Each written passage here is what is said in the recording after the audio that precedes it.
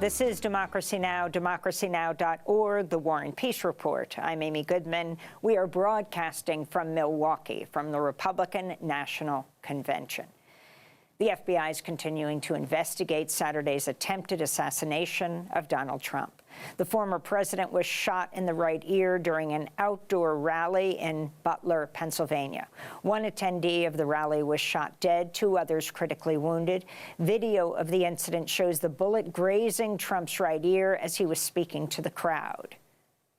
You want to really see something that said, take a look at what happened. Oh.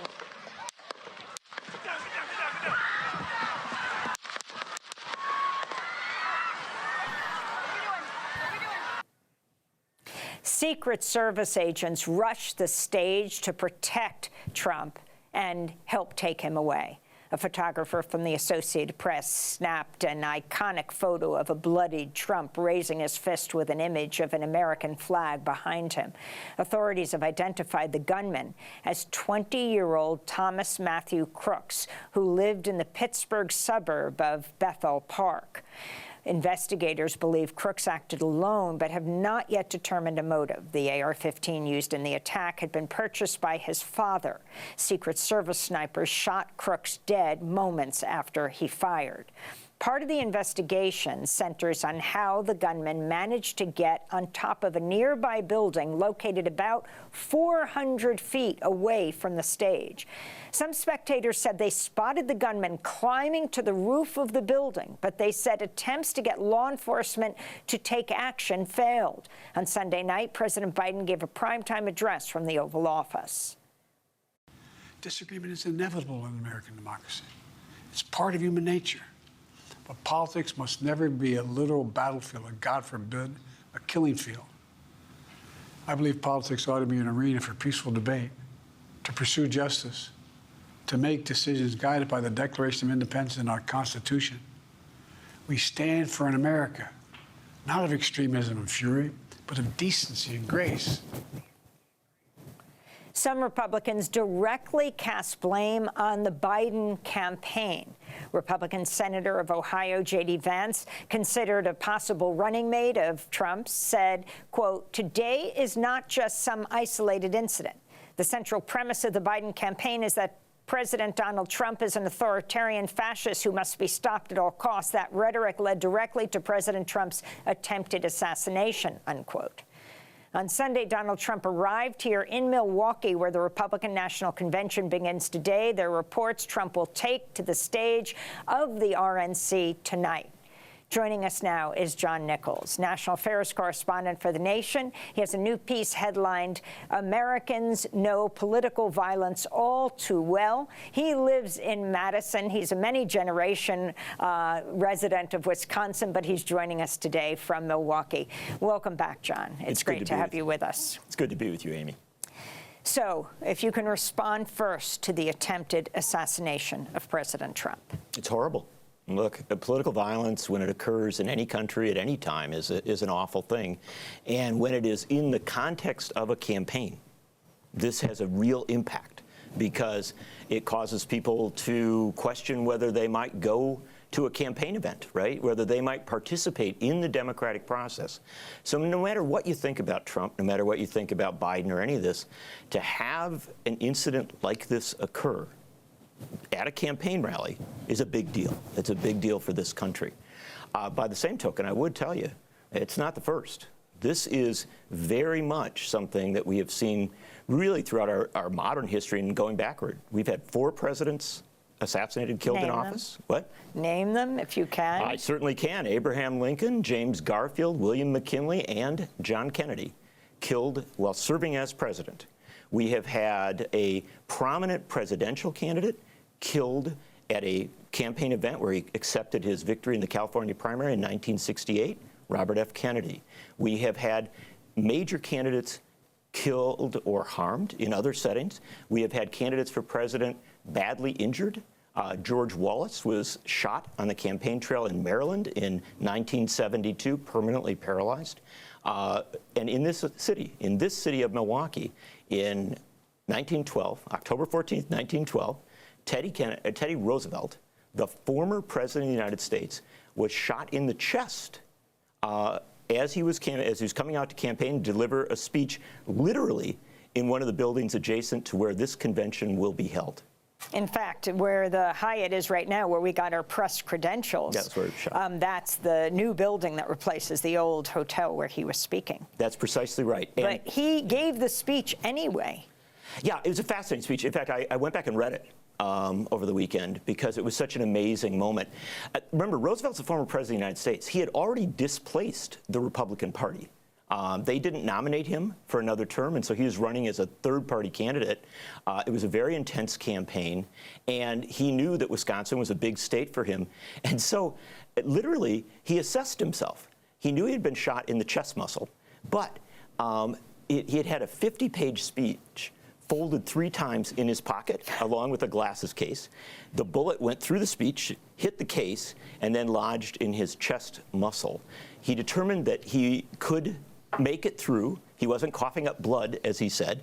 So he went and gave a 90-minute speech.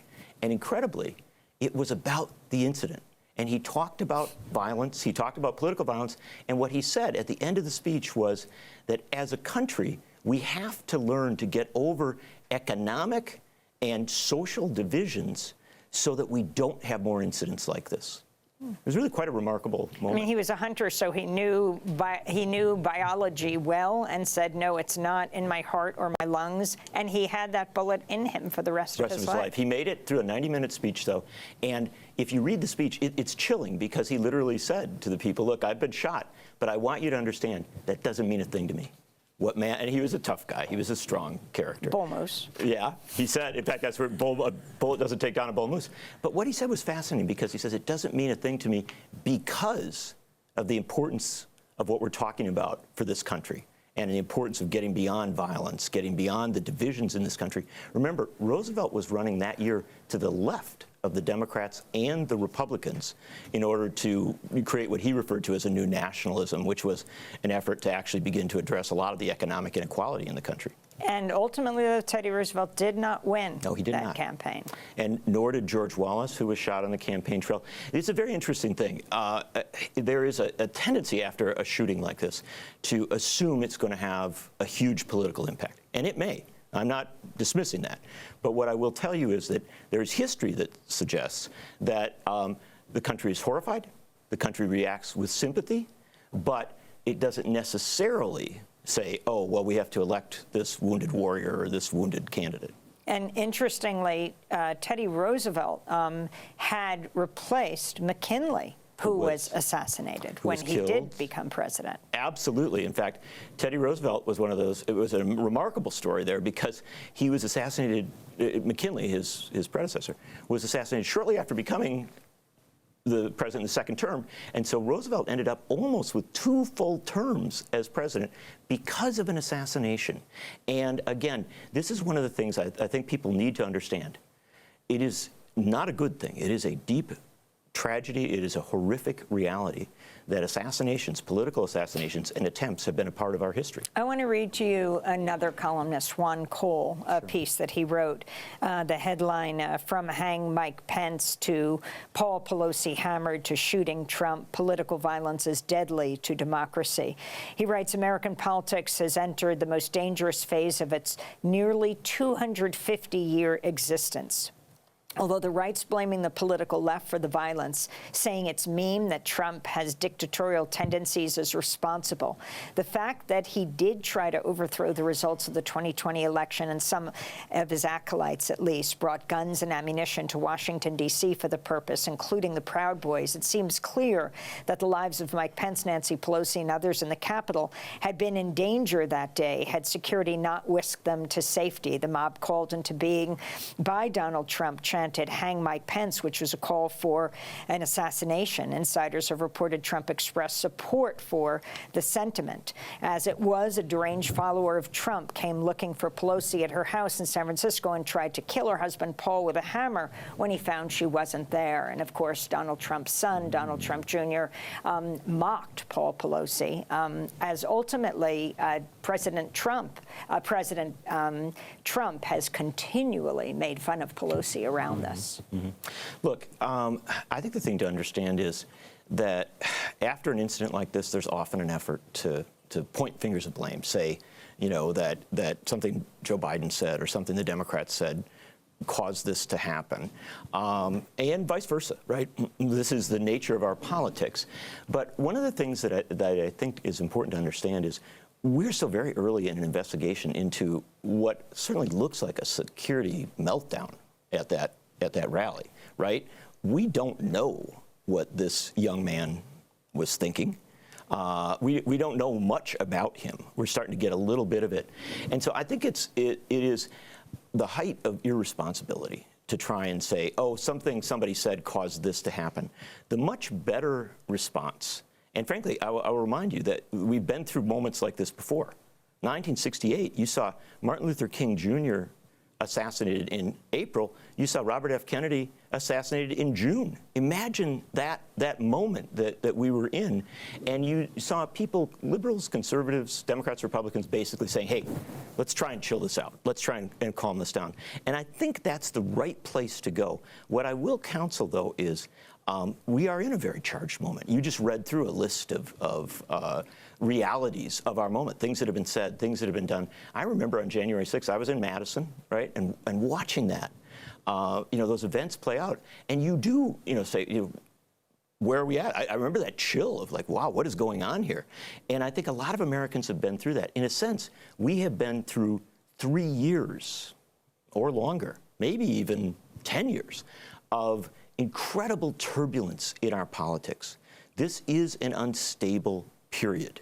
And if we pause and think about that, we ought to be careful about who we blame. But this is one last thing I will say on this that I think is important, and that is that my sense is that the individual, the candidate, who can pull us back from this, who can actually say, as I think Biden tried to do last night, can say, hey, this isn't who we want to be, this isn't where we want to go, has a real potential to connect with people, because I think people are feeling overwhelmed by the moment they're in. John Nichols, tell us where we are in Milwaukee. Fascinating. The Republican convention has come here to Milwaukee, a proud history of a socialist city. Yeah. I mean, I find it fascinating that the Republicans, who will, during the course of this convention, condemn socialism, I don't know, 300 times, 500 times, 1,000 times.